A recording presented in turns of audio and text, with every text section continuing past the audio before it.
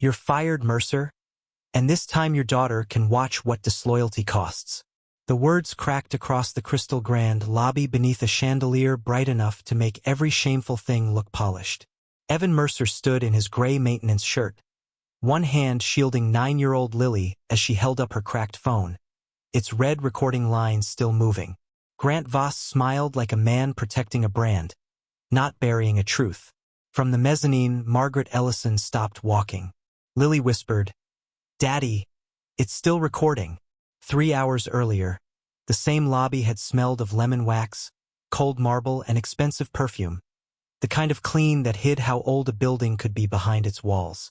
Evan had arrived before sunrise through the service entrance, toolbox in one hand, Lily's school folder tucked under his arm because her class presentation was due that Friday. It was called "My Dad Keeps People Safe," written in purple marker across the top, with a crooked drawing of Evan holding a wrench under a smiling smoke alarm. He had tried to talk her into recording it at home, but Lily said the hotel sounded more real. "People should hear your walkie-talkie," she had told him, serious as a judge. Evan had smiled at that, tired but soft. He was 38, a widower long enough for grief to no longer announce itself, and a father long enough to know children believed what adults showed them. So he showed her quiet things. He showed her how to step aside for housekeeping carts. He showed her how to say thank you to Maria Alvarez when she refilled the rag bins. He showed her that a man could be exhausted and still hold a door. At 6:12 a.m., the fire panel in the security office gave a short, uneven chirp, not the full alarm, just a clipped sound like someone swallowing a warning. Evan heard it from the corridor before Rick Purnell did, because Rick was drinking coffee with both boots on the desk and laughing at something on his phone. Zone 12. North Riser Communication Fault. Evan set Lily's folder on a chair and moved toward the panel. The little red light blinked once, then twice, then steadied. "That's not supposed to stay red, right?" Lily asked. Evan glanced at her, then at the empty hallway where conference guests would be sleeping 2 floors above by nightfall. "No, sweetheart. It's supposed to tell the truth until somebody fixes the problem." Rick came up behind him, breath sharp with burnt coffee. "Don't start, Mercer. It's a nuisance code. We've got bored people in the building today." Evan did not answer quickly. He wrote the time in his pocket notebook, the old one with oil-darkened edges and a rubber band holding the cover flat. 6:14 a.m. Zone 12 Fault. Verify riser. No bypass. Rick saw the words and his jaw tightened. "Grant wants this kept soft." "Alarms aren't soft," Evan said. "They're early." That was when Grant Voss entered, dressed in a navy suit that never seemed to wrinkle, carrying a black folder against his chest. He looked first at Lily, then at the panel, then at Evan's notebook. His smile arrived late and cold. "Your daughter is here today?" "School project," Evan said. "She's staying in public areas." Grant nodded as if approving kindness he had no intention of practicing. "Then let's not frighten her with technical drama." The panel chirped again, smaller this time, almost embarrassed. Evan looked through the glass toward the lobby, where Margaret Ellison, unknown to most of the staff, had just stepped from the revolving doors with a plain leather purse and the stillness of someone who noticed what people tried not to show. Grant lowered his voice. "We asked you to sign the revised safety report twice." Evan's eyes moved from the folder to the red light. "And I told you twice. I won't sign what I didn't inspect." Behind him, Lily lifted her phone to start recording her school project, and the first thing it captured was not her father's voice, but Grant's careful whisper. "Then today, Mr. Mercer, we make sure you become the problem. Then today, Mr. Mercer, we make sure you become the problem." Grant said it softly, but the hallway carried soft things better than loud ones. Evan did not move at first. The fire panel's red light pulsed against the glass. Lily's phone kept recording in her small hand, and Rick Purnell stepped close enough for Evan to smell burnt coffee and mint gum on his breath. "Hand over your badge. Not until the fault is logged." "It already is." Rick smiled and lifted a manila folder from beneath his arm, the kind used for ordinary paperwork, the kind that made damage look procedural. Grant opened it with a practiced calm. like a hotel manager preparing a welcome packet, and the fluorescent light slid over the pages inside. Evan saw his name before he saw the accusation. Evan Mercer, maintenance technician, termination recommendation, insubordination, emotional instability, refusal to follow safety protocol.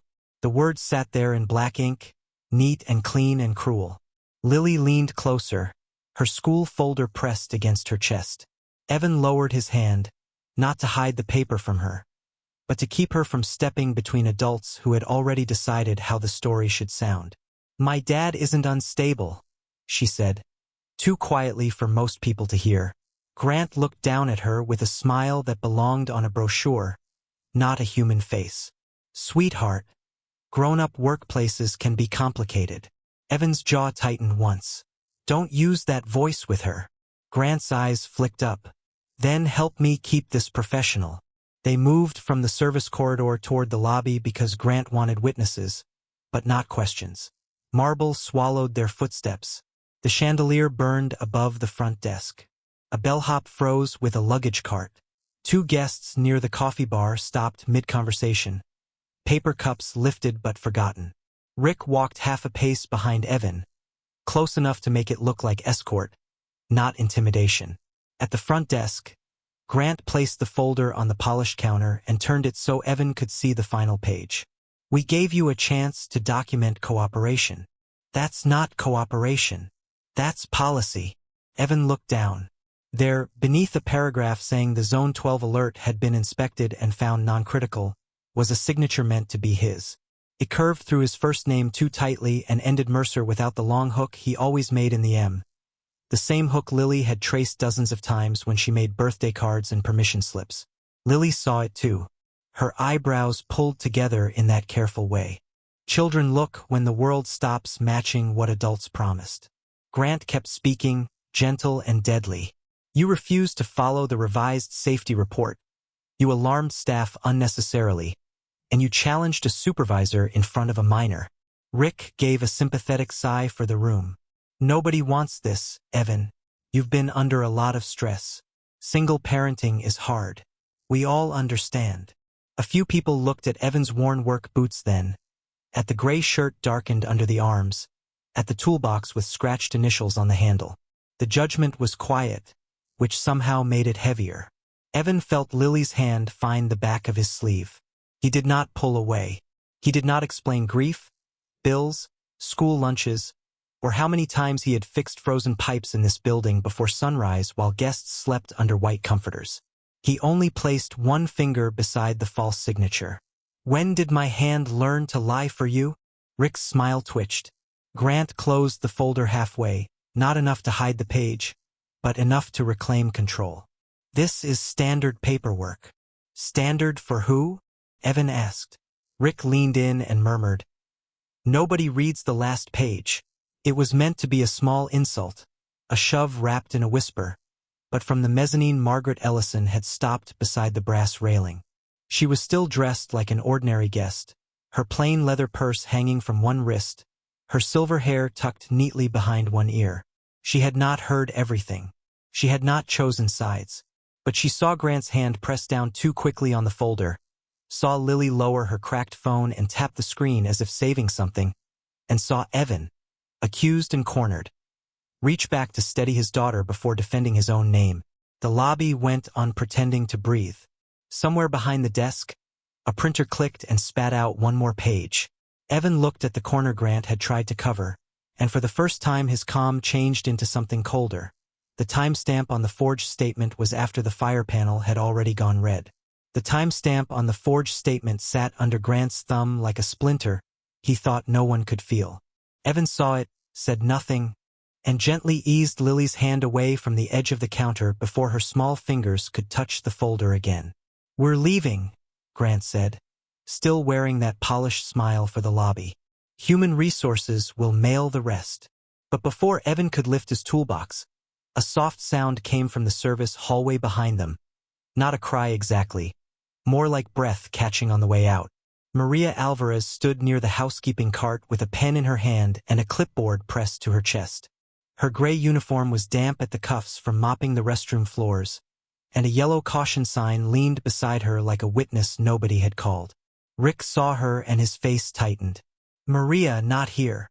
She lowered her eyes. Mr. Parnell, I don't understand this form. Grant's smile thinned. This is not the time. It is if you're asking her to sign a lie, Evan said. His voice was quiet, but the bellhop looked up. So did the woman at the coffee bar.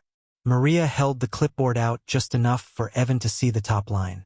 Incident acknowledgement. Housekeeping moisture exposure. Zone 12 sensor fault. Employee responsibility accepted.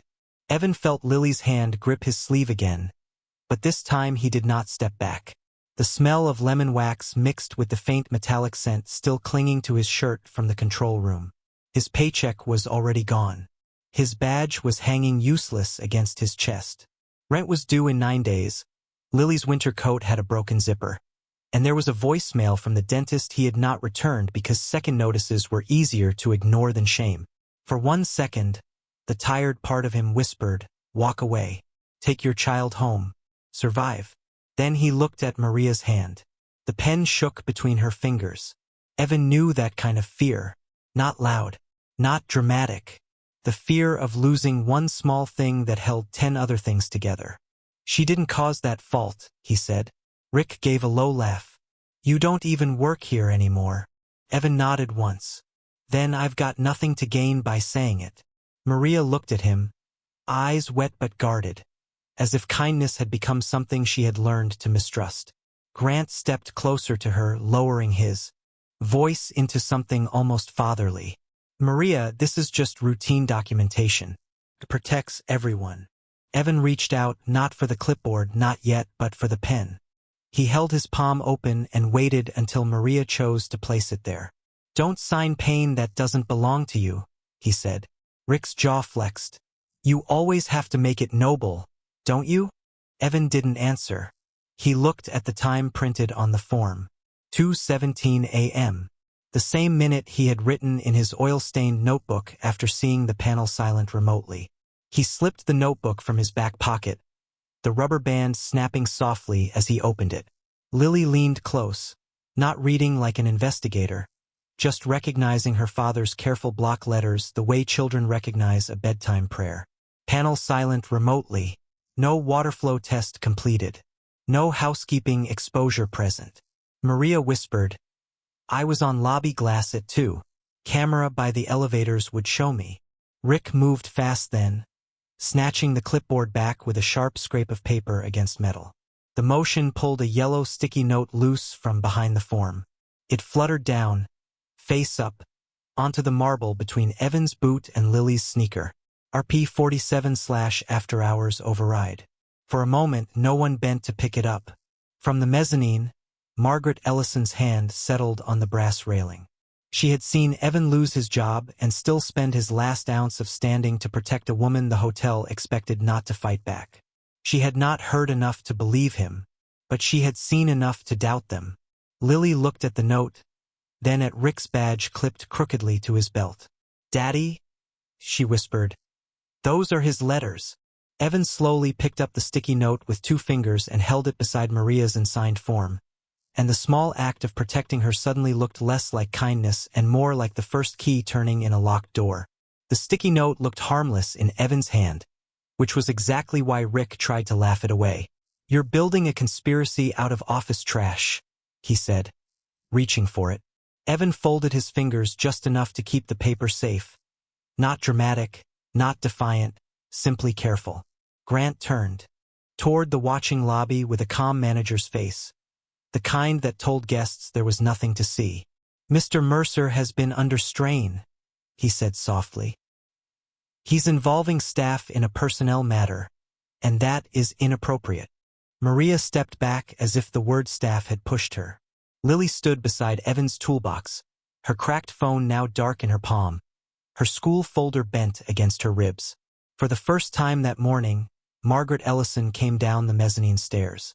She did not announce her name. She did not rescue anyone. She just approached the edge of the lobby where the marble gave way to the service corridor and asked, Is there a reason the fire panel is still active? Grant's smile adjusted itself. Ma'am, I'm sorry for the disruption. A minor internal issue. Nothing affecting guest safety. Evan did not look at Margaret first. He looked through the glass wall of the security office, at the panel mounted beside the old brass key cabinet. The red light for Zone 12 blinked once, held for 3 seconds, then vanished. No technician touched it. No risetto un sounded. The screen simply cleaned itself, too fast and too quiet. Evan's breath slowed. Who cleared that? Rick's face hardened. It timed out. Faults don't time out. This one did. The air between them tightened, thin as wire. Margaret watched Evan's eyes, not because she trusted him, but because his reaction was not the reaction of a man trying to win an argument. It was the reaction of someone seeing a door close from the wrong side. Can I see the control room? She asked. Grant stepped in front of the glass almost politely. Restricted area. Insurance rules. I'm sure you understand. I understand rules, Margaret said. I'm asking about safety. Rick moved toward Maria then, lowering his voice. Housekeeping needs to return to work. Maria reached for her cart, shaken, and one of the wheels bumped the blue recycling bin near the printer stand. Paper shifted inside. A torn strip slid loose and landed against the caution sign, half white, half dusted with gray toner. Evan saw the timestamp before he saw the whole line. 2:17 a.m. He crouched slowly, not touching it at first. Maria, he said. Would you stand right here, please? Rick scoffed. Now he needs witnesses for garbage. Evan took a clean tissue from the lobby coffee station, pinched the torn paper by the corner, and lifted it into the light spilling from the chandelier. The print was broken across the tear, but enough remained. Manual silence. User RP47. Zone 12. Lily leaned near his elbow, small and anxious. That was already torn, she whispered. I saw it in the trash when we came in. It was a child's observation, simple and useless to anyone who wanted a speech, but Margaret's gaze dropped to the paper. Evan held the sticky note beside the torn log. RP47/after hours override. Same code, same letters, same secret trying to become paperwork. Grant's voice stayed smooth. Old logs circulate all the time. He has access to maintenance printouts. This proves nothing. Evan nodded once. That's true. The admission made Rick blink. Evan turned the torn paper slightly, letting the light catch a faint smear of fresh toner on his tissue. So check the server. If this is old, the backup won't match it.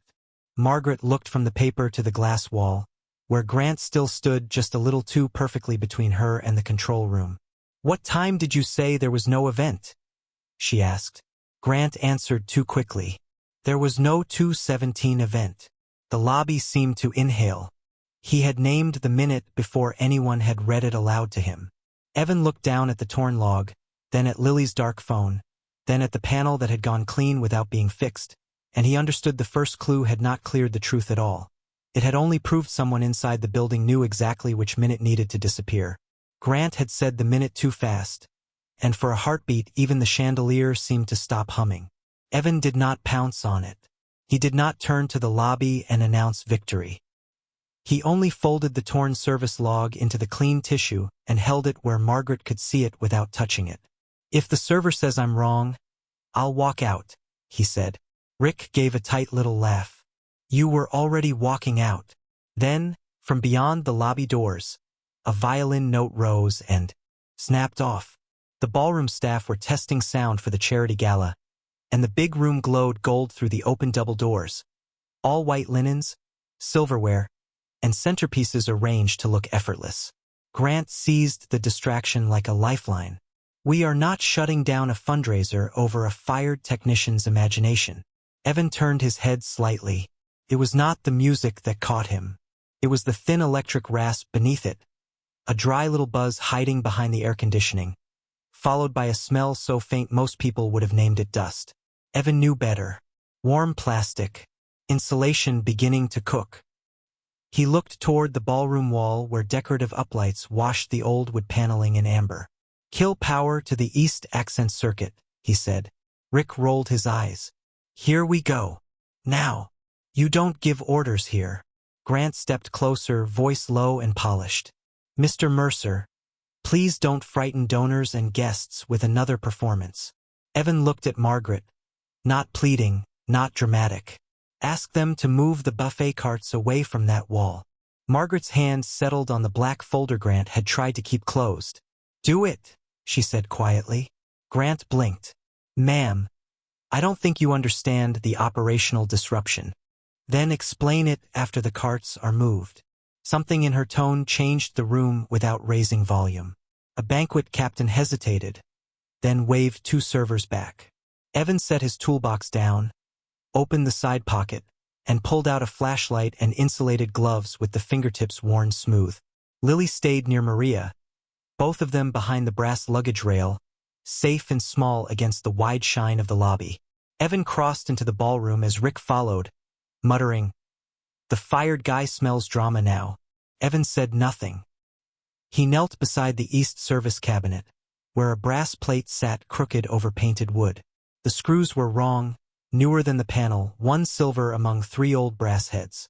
He touched the metal with the back of his knuckle, felt heat, then looked up at the nearest server. Everyone step back from the wall, please. Slow is fine. No running. The room obeyed because his voice did not shake. He opened the cabinet. A thread of gray smoke curled out, almost delicate, and the smell sharpened instantly. Someone's chair leg scraped the floor and stopped halfway. The violinist lowered her bow. The air conditioner suddenly sounded too loud. Evan reached in, cut the small breaker, and used a CO2 extinguisher in one short, controlled burst. White vapor rolled over his wrist and disappeared against the carpet. No explosión. No panique. Just a blackened wire nut and a melted strip of insulation that could have become something worse if hidden behind music for another hour. Rick swallowed. Grant's smile stayed in place, but it no longer fit his face. Evan did not look at either of them. He checked the neighboring line, then noticed a folded paper taped inside the cabinet door, yellowed at the corners from heat. He peeled it loose carefully. It was a repair invoice. Same East Accent Circuit. Temporary patch. 3 dates in 6 months. Rick Parnell's approval on 2. Caleb Monroe's regional authorization delaying replacement on the last. Margaret stepped beside Evan and held out her purse like any ordinary woman might. But from it she removed a small plastic sleeve and slid the invoice inside without touching the ink. No one deletes footage from this room or the safety office, she said to Grant. Not housekeeping cameras, not hallway cameras, not server backups. Grant's eyes flickered toward Rick, fast enough to miss unless someone had learned to watch machines fail before they sparked. Evan saw it. So did Margaret. Rick tried to recover. That cabinet was supposed to be locked after the audit. The words landed harder than he meant them to. After the audit. Evan looked from the melted wire to the invoice, then back through the ballroom doors toward the camera dome above the service corridor, its little black eye aimed at the path to the control room.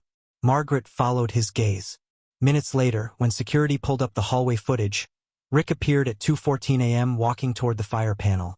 But the screen jumped from 2:16 to 2:19 as if 3 minutes of the building's memory had been cut out with a knife. The hallway footage jumped from 2:16 to 2:19 as if 3 minutes of the building's memory had been carved out and swept under the carpet. No one spoke at first.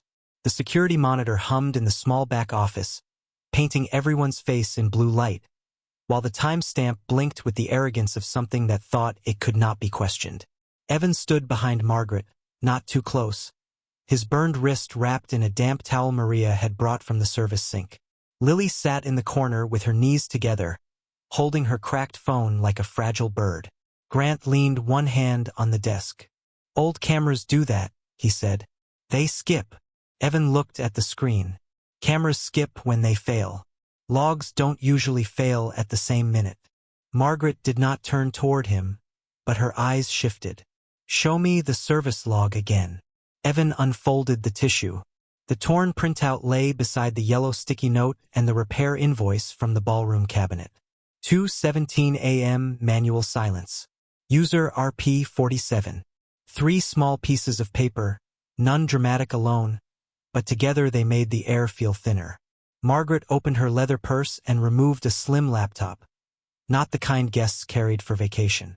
It had no stickers, no decoration, just a silver security token clipped to the side.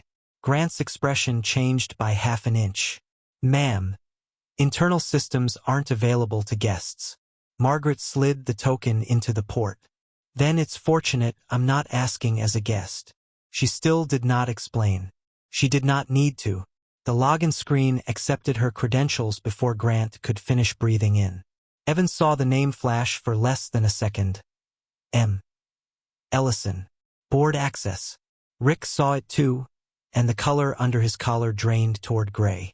Margaret pulled up the backup server, then the maintenance archive.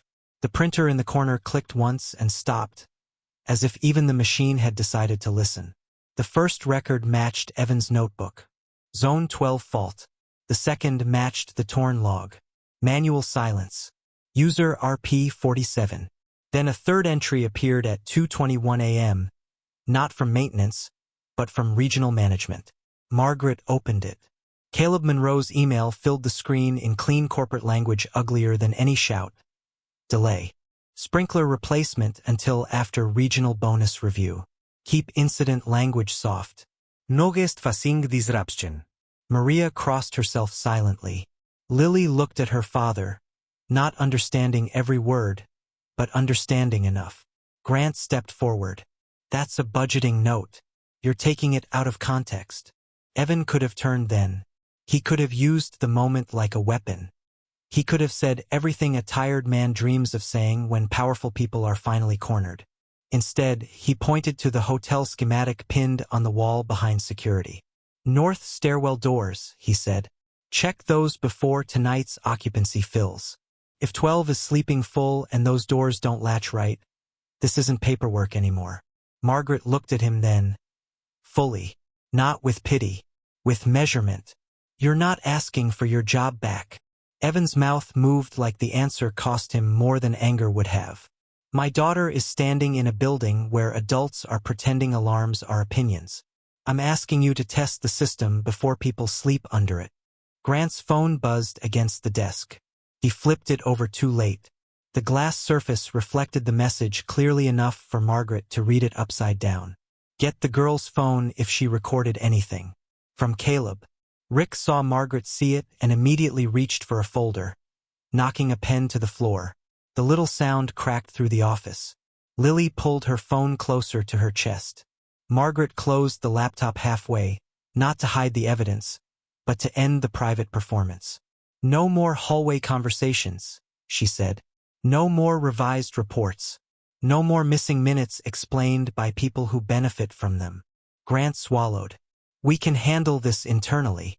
Margaret picked up the torn log, the invoice sleeve, and Evan's notebook, arranging them in a straight line like a road no one could step around. "That's exactly what worries me," she said. Then she looked through the glass toward the bright lobby below, where Evan had been humiliated in public, and her voice lowered into something final.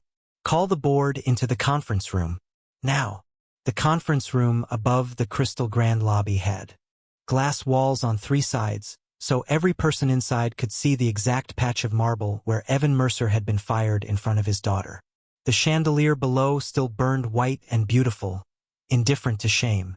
Chairs rolled softly across the carpet as board members entered from elevators and side doors, some in travel jackets, some still holding coffee, all wearing the guarded expressions of people pulled from a private schedule into a public problem. Evan came in last with Lily at his side and Maria just behind them. He did not look like a man arriving to win. His gray maintenance shirt was wrinkled, his wrist was wrapped in a towel, and his badge hung from his pocket instead of his chest, as if even the plastic had been humiliated. Lily held her cracked phone in both hands, the way children hold something they are afraid to drop.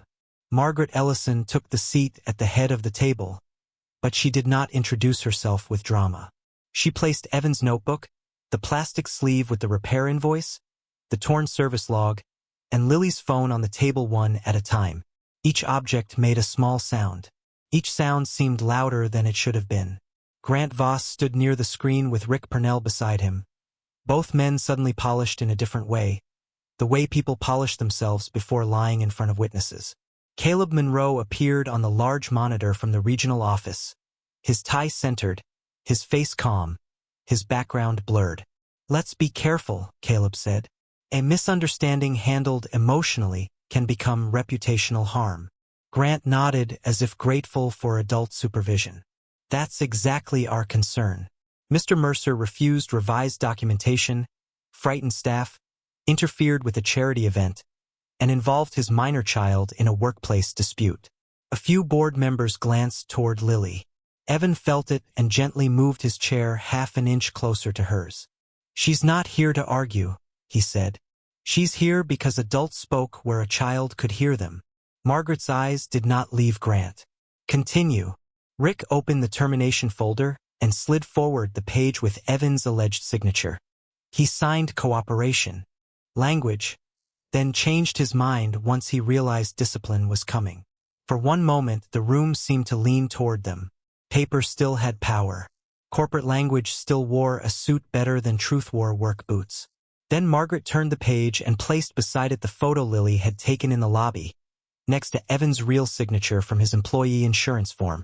The long hook in the M of Mercer was missing from the termination page. Lily did not explain it like a detective. She only whispered, "Daddy always makes the M like a fishing hook." A board member stopped tapping his pen. Grant's smile tightened. "Children notice shapes. That doesn't establish forgery." "No," Margaret said. "It establishes a reason to check metadata." The next item came up on the screen. The torn service log, scanned beside the backup record. 2:17 a.m. manual silence. User RP47. Rick lifted both hands in controlled frustration. RP47 is a maintenance override. Could have been printed, copied, moved around. Evan had access. It was a smart answer, almost believable. The room shifted again. Evan did not rush to fight it. He looked at Maria. Ask her where she was at 2:17. Maria swallowed, standing with both hands folded over the hem of her gray uniform. "Lobby glass," she said. "By the elevators. I was not on 12. Grant cut in gently. "Maria may be confused. These shifts are long." Margaret clicked once. Elevator camera footage appeared. Maria at 2:17, wiping the brass trim below the lobby mirror, nowhere near zone 12. The silence that followed was not yet the final silence. It was the smaller kind that warns a room it has begun to lose its excuse. Caleb leaned toward his camera. Even if Maria was misplaced in one form, that does not prove executive misconduct. Margaret nodded as if accepting the challenge. She showed the ballroom invoice. 3 temporary repairs, 2 approved by Rick, 1 replacement delay authorized by Caleb.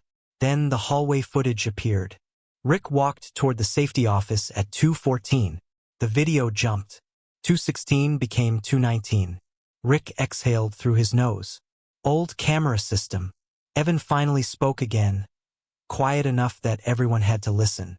Then, the old camera failed at the same minute. The old panel went silent and the old report got revised. Grant stepped toward the table. "This is becoming theatrical. And a child's phone has no evidentiary place in a board review." That was his mistake. Every eye turned to the cracked phone between Margaret's hands. Lily looked at Evan. "Do I have to be brave?" Evan shook his head. "No, sweetheart. Just honest." Margaret plugged her own charger into the phone, set it in the center of the table, and touched the screen until the recording file opened, waiting on one small triangle-shaped button. Margaret touched the triangle-shaped button, and Lily's cracked phone filled the conference room with a small child's voice.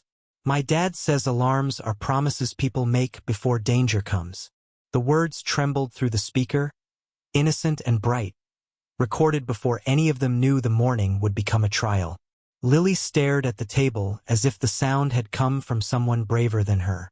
Evan's hand rested gently near her elbow, not on the phone, not over her mouth, just close enough to remind her she was not alone. Then the recording shifted. The hallway noise came through first, the faint hum of the Crystal Grand's air system, a cart while squeaking somewhere beyond the service corridor, the clipped chirp of the fire panel. Grant's voice followed, low and clean. Sign the revised report, Evan. Override stays buried until after the board tour. No one moved. The machine in the corner stopped its soft cycling. Even Caleb Monroe's image on the screen seemed to freeze before the internet caught up with his face. Then Rick's voice came in, impatient and closer to the phone than he must have realized. Caleb said bonus review comes first. We keep it quiet, get through the visit, and replace it next quarter. A chair leg scraped half an inch and stopped. Evan's own voice entered last, tired but steady. Not while guests are sleeping on 12. The room changed. It did not explode. It emptied of excuses. Grant looked at the phone, then at Lily, then at the board members who were no longer looking at Evan's worn boots or wrinkled maintenance shirt. They were looking at Grant. The recording continued, and underneath the voices came another sound, faint but unmistakable to anyone who had just seen the service log. 2 short panel chirps, then a muted tone. Manual silence. Margaret lifted one finger toward the technician seated near the wall. Enhance the background sound. The tech clicked, replayed 6 seconds, and the tone came again, small as a pin dropped into water. Evan closed his eyes for one breath. The sound matched the missing minute. It matched the 2:17 log. It matched the 3-minute cut in the camera and the email sent at 2:21. Truth did not arrive as thunder. It arrived as a tiny electronic beep everyone had been trained to ignore. Caleb leaned toward his webcam. That audio is being interpreted without context. Margaret did not raise her voice. She clicked to the next screen. The metadata from Caleb's email appeared beside the backup log, beside the hallway video, beside the forged signature, beside the repair invoice from the ballroom cabinet. Each piece had been weak alone. Together, they stood like locked doors down a corridor. The context is now visible, Margaret said. Caleb's mouth opened, but no words came out. Grant reached for the phone. Evan moved only one way. He pulled Lily's chair back, slow and protective, putting his body between his daughter and the anger of adults who had forgotten she was a child. Margaret stood. No one touches that phone. Her voice was so quiet the room had to become quiet to hold it. Rick dropped his pen. It hit the table, rolled once, and fell to the carpet without anyone bending to pick it up. Grant's hand remained suspended over the polished wood, then lowered like it had become too heavy.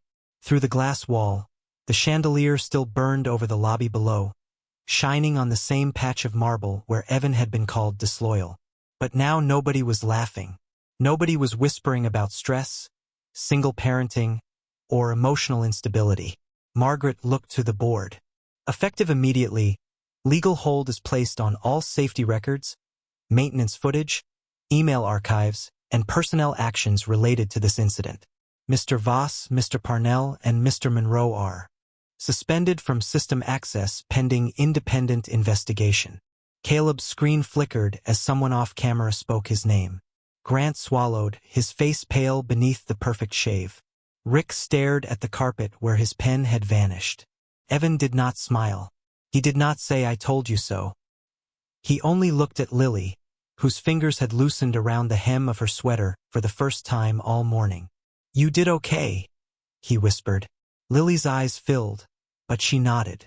Margaret turned back to Evan. "Mr. Mercer, the board owes you more than an apology." For the first time, everyone in that glass room waited for the man they had dismissed to speak. Evan looked down through the glass at Maria standing near the lobby doors, still in her gray housekeeping uniform, still carrying the weight of a false form she had almost signed. Then he said, "There's one more thing before you vote." And the silence shifted again, because the man who had just been handed power was not looking for revenge. "There's one more thing before you vote," Evan said. And the room stayed so still that the soft buzz of the projector sounded like a warning nobody wanted to miss. Margaret Ellison looked at him from the head of the table, not with pity, not with surprise, but with the kind of respect that waits for a man to finish his thought. Below them, through the glass, Maria stood near the lobby doors with both hands folded over her gray housekeeping uniform, small beneath the chandelier that had watched her nearly sign away the truth. Grant had been escorted to a side chair by corporate counsel. Rick no longer looked at the screen. Caleb's video feed had gone dark after legal suspended his access, leaving only a blank rectangle where confidence had been. Evan did not look at any of them for long. Maria's form gets voided first, he said. In writing. Her record, her pay, her benefits. Not after the investigation. Now. Maria covered her mouth with one hand. Margaret nodded once to the board secretary, who began typing. Evan continued, his voice rougher now, not from anger but from the weight of keeping it steady all morning. And every person in maintenance, housekeeping, kitchen, and night shift gets protection if they report a safety risk. No schedule cuts. No fake write-ups. A board member shifted in his chair. Mr. Mercer, we can review policy language over the next few weeks. Evan looked at him then. That's how bad things learn to survive. No one answered. The secretary kept typing. The printer by the wall woke with a clean mechanical whir, and for once the sound of paperwork did not feel like a trap. It felt like a door opening. Margaret stood and read the first page aloud. Maintenance and Housekeeping Whistleblower Protection Protocol. Immediate legal hold. Independent safety audit. Mandatory city safety notification. No adverse action against reporting staff. Full correction of Evan Mercer's personnel file. Full correction of Maria Alvarez's incident file. The words were plain, almost boring, but Evan felt Lily breathe out beside him as if boring words could sometimes save people better than heroic ones. Margaret signed first with a black pen. Then she slid the page toward Evan. His hand hovered for a moment over the line. The same hand they had tried to borrow for a lie. The same hand that had held back Lily's chair when Grant reached for the phone. The same hand that had written 2:17 a.m. in a notebook no one was supposed to care about. He signed slowly, and the long hook in the M of Mercer curved across the page like something returned to its rightful owner. Maria was brought upstairs, not as housekeeping, not as a witness to be managed, but as a person whose name mattered. She signed beneath Evan as protected staff representative, her fingers trembling less this time. Lily watched the pen move, then looked at her cracked phone lying in the center of the table. That little device had begun the day as a school project. Then it became a burden. Now it sat under the conference lights like a voice that had finally been believed. Margaret turned to Evan. We would like you back as facilities safety lead, if you'll accept. Not because this company owes you a title, though it does owe you an apology. Because you protected this hotel before this hotel protected you. Evan looked down through the glass to the lobby, to the marble where Grant had called him disloyal, to the service hallway where Maria had nearly signed pain that did not belong to her. I'll accept, he said. After the north stairwell doors are inspected and the 12th floor sprinkler replacement is scheduled before another guest sleeps there. Margaret's expression softened, just slightly. Already ordered. It was not a miracle with trumpets. No one threw money at him. No one clapped loud enough to turn pain into entertainment. Later, when the board members filed out quietly and the legal team sealed folders into evidence bags, Evan walked Lily back down into the lobby. His toolbox was still beside the front desk, scuffed and ordinary, no longer a symbol of being beneath anyone, but of the kind of work that keeps strangers alive while they sleep. Lily slipped her small hand into his. Daddy? She whispered. Did I get them in trouble? Evan knelt in front of her, right there on the marble, and fixed the crooked hair clip he had picked up for her hours earlier. No, sweetheart. You helped the truth protect people. Across the lobby, Maria stood a little taller. The bellhop lowered his eyes, not in shame but in respect. Margaret paused by the brass railing and said nothing, because some moments are too honest to decorate. Evan lifted his toolbox, took Lily's hand, and walked past the place where he had been fired without needing to look back. The lobby did not erupt. It simply grew quiet in a different way now, not frozen by fear, but hushed by understanding, because dignity had never raised its voice, and still, by the end of the day, the whole room had learned to listen.